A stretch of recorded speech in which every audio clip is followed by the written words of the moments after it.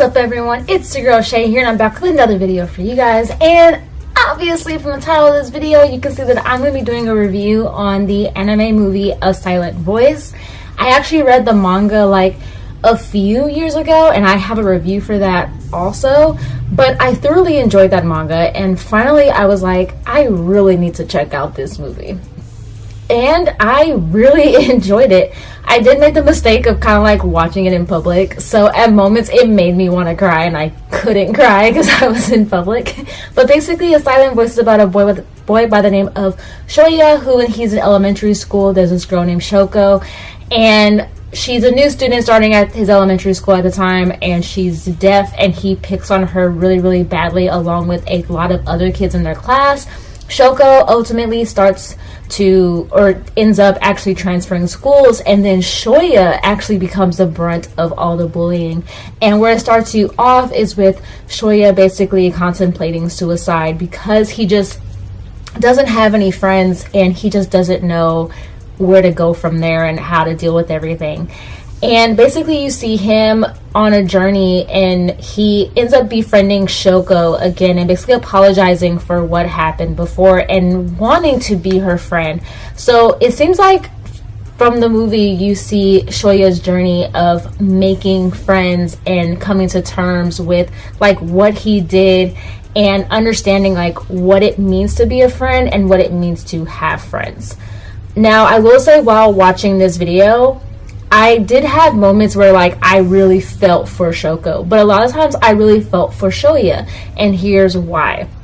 I really felt for Shoko because of the fact that she was getting picked on when they showed their time in elementary school. But then ultimately during the close course of the movie, I of course felt so bad for Shoya because he then became the brunt of all the bullying. And you see just how hurt he really is, and you see just how scorned he feels by friends, to where like he doesn't kind of know if he wants friends and he doesn't trust anybody. And the way in the movie and in the manga they showed how he trusts people or doesn't trust people is by the X's being on their faces. So if there's an X over someone's face, it's someone that he doesn't consider a friend. And throughout the course of the movie you see those X's start to remove as he becomes closer and closer to more people, and also as he basically starts to trust more and more people as well. You have a lot of other characters throughout the series that come in, the movie that come in, and you have Shoko's younger sister. You also have a couple of their friends from elementary school that make appearances, and you also have the one friend that Shoya kind of makes while in high school. And those people kind of in some ways bring out the bad parts of Shoya, such as like a lot of blaming, and they also kind of bring him back to the time of elementary school as well. But his one friend that he meets in high school actually does show him what it actually means to have a friend and to be friends with other people. Overall, I enjoyed this movie a lot, and I highly recommend anyone that hasn't watched this movie or read the manga to definitely take a look at it, because it will make you cry, it will make you happy, it will just genuinely feel for these characters. And even when I was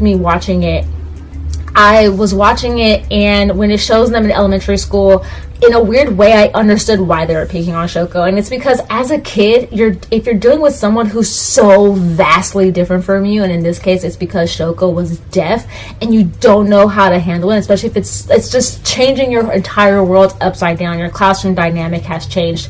This person is so different from you. You don't know how to react but to make fun of it. And I'm not saying that what they did was okay. I just understood that mindset now because I'm like, well, that's how a lot of us were as kids. And then of course I felt for Shoya because I didn't feel the whole like, oh, that's karma because he picked on her. No, I felt like that's two wrongs will make a right. They shouldn't have picked on him because they also picked on Shoko as well. And I feel like they all wanted to blame him because they wanted to have one scapegoat and they wanted to make themselves feel better and feel like, oh, well, I didn't really pick on her because he picked on her the most, so what I did wasn't as bad.